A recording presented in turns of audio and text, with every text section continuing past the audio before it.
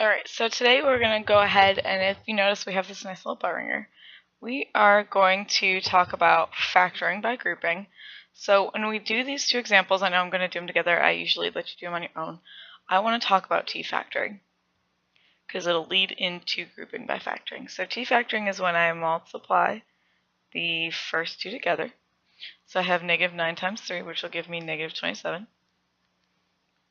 So on top of my big giant T, I have negative 27. So then I have to ask myself what will multiply to negative 27 but will add to a negative 6.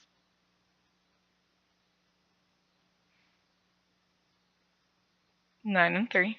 I want negative 9 and positive 3. So when I do t-factoring, I'm going to rewrite the original problem. I have 3x squared plus 3x minus 9x minus 9. I put my 3's together because I want to divide things out of them that are common.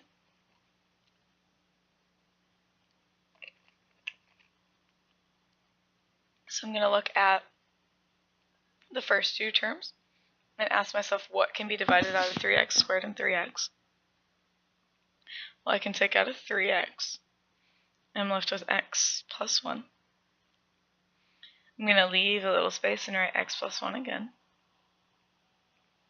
Now I have to ask myself, what divides out of negative 9x to give me just x? Well, I have to divide out that negative 9, because negative 9 times x would give me negative 9x. Negative 9 times 1 would give me negative 9. So remember, I'm just going backwards. So my answer is going to be one group of the copied, one group of whatever is left over.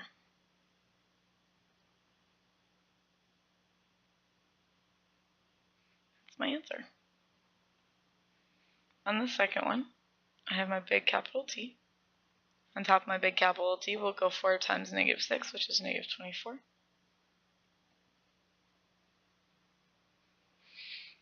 What multiplies to negative 24 adds to negative 2. You guessed it, negative 6 and 4. So I'm going to have 4x squared plus 4x minus 6x minus 6. Going to take something out of the first two. Well, I can take out a 4x. And that leaves me with a different color. Dark blue. That leaves me with x plus 1. Gonna leave a little space and write x plus 1 again. Need to ask myself what can be divided from negative 6x to just give me x.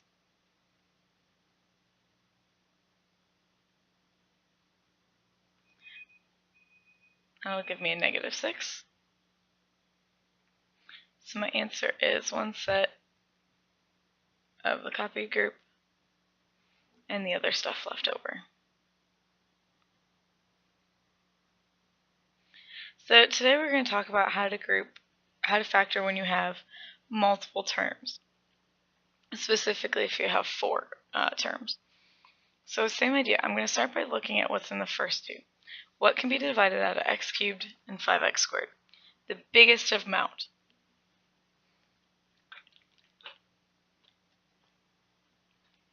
I can divide out an x squared. So x cubed divided by x squared is just x. 5x squared divided by x squared is 5. I'm going to leave a little space, and I want to get x plus 5 again.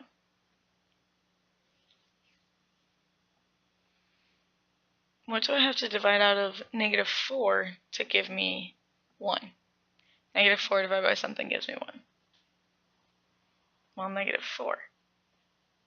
If I were to distribute that 4 back through, I'd get that negative 4x minus 20, which is what I see. That's exactly what I'd want. So my answer will be one group of the copied, and the other stuff left alone.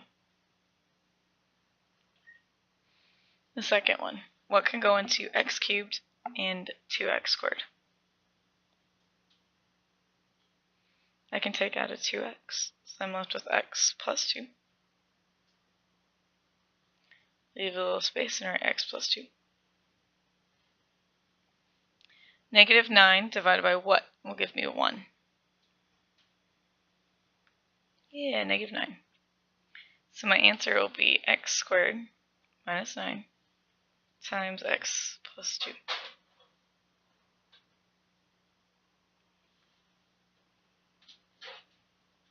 I think I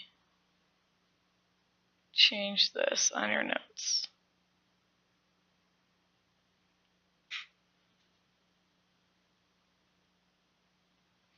This is supposed to be 56xw plus 49xk squared minus, here, hold on, sorry. It's supposed to be 56xw.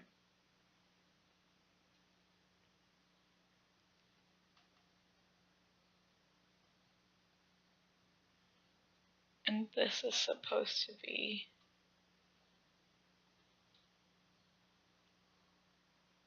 24xw. Something went weird when I wrote it for some reason. So when I take a look at the first two numbers, I think about what can go into 56 and 49. What numbers will divide evenly into both? Well, I know I can at least divide out a 7. But I can take more than just that 7. If you notice, I have xw and xk squared. So each term has an x in it. So when I take out the x, I will be left with 8w plus 49 divided by 7 gives me 7k squared.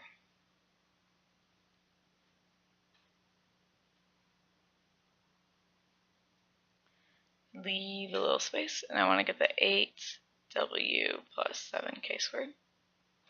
Again. What did I divide negative 24 by to get to 8?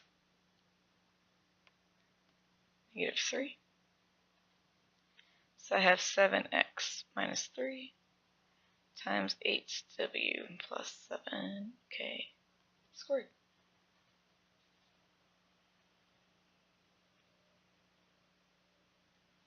I'm going to move over this next one so I have enough room to write it all out. Oh, I moved both of them.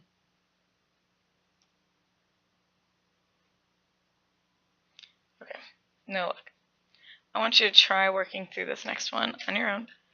Double check as you're going.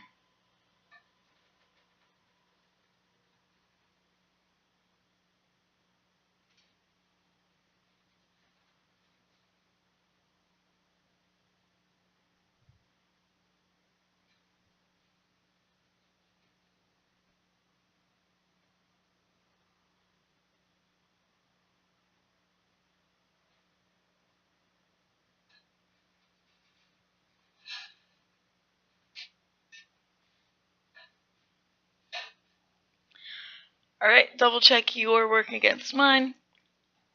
If you are not ready, go back and pause, and then come back and check your answer.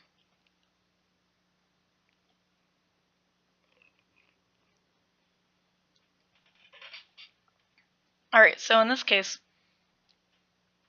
we see a fourth power, which we're not used to, but we do not see a cubed power.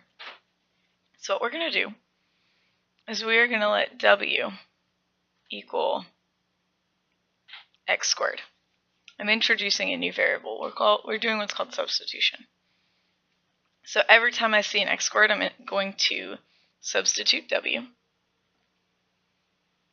But we also know that 2x to the fourth is x squared squared.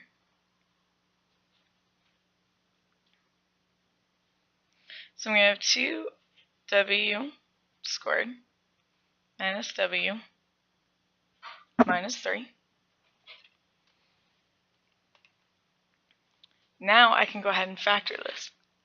in terms of W. 2 times 3 gives me -6. What multiplies to -6 adds to -1, -3 and 2. So I'm going to have 2W squared plus 2W minus 3W minus 3. Take out a 2W. I'm left with W plus 1. Leave a little space for W plus 1 again. I can take out a -3. So my answer is 2W minus 3 times W plus 1. But we originally said that W was x squared. So my answer is 2x squared minus 3 times x squared plus 1.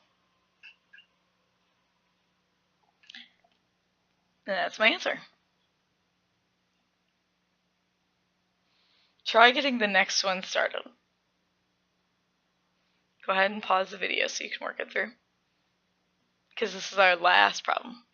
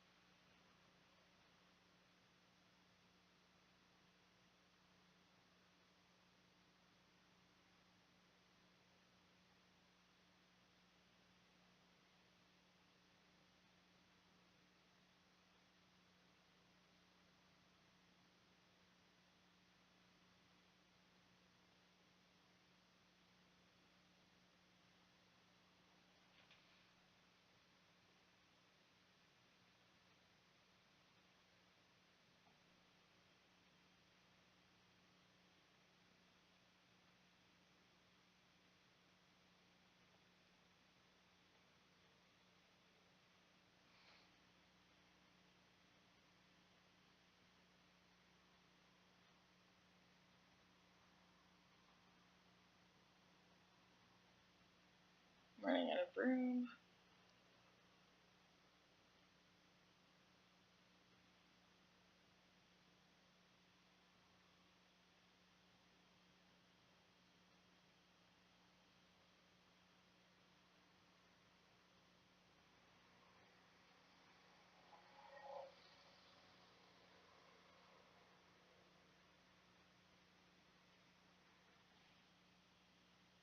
So I'm trying to get the second set of W plus 2. But I see that I can't evenly divide this out. I can't take -4 divided by -4 here and get this 2 that I'm looking for. Go away. It's not possible. So that means what I need to do is I need to switch my middle numbers. So I'm going to go back to the beginning. I'm going to flip-flop these. I'm going to have 3 minus 4W plus 6W.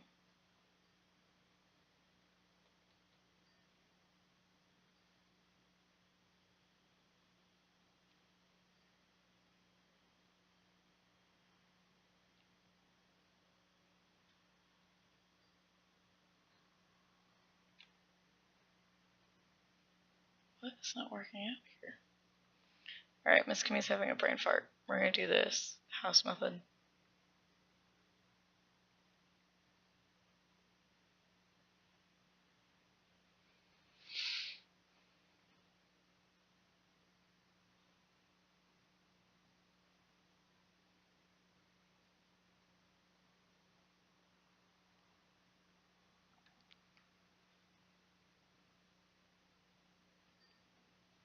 Apparently I was missing something in there. Something wasn't dividing out correctly. I was having a brain fart.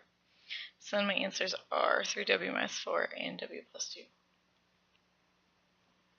Email me if you guys have questions. I will see you tomorrow.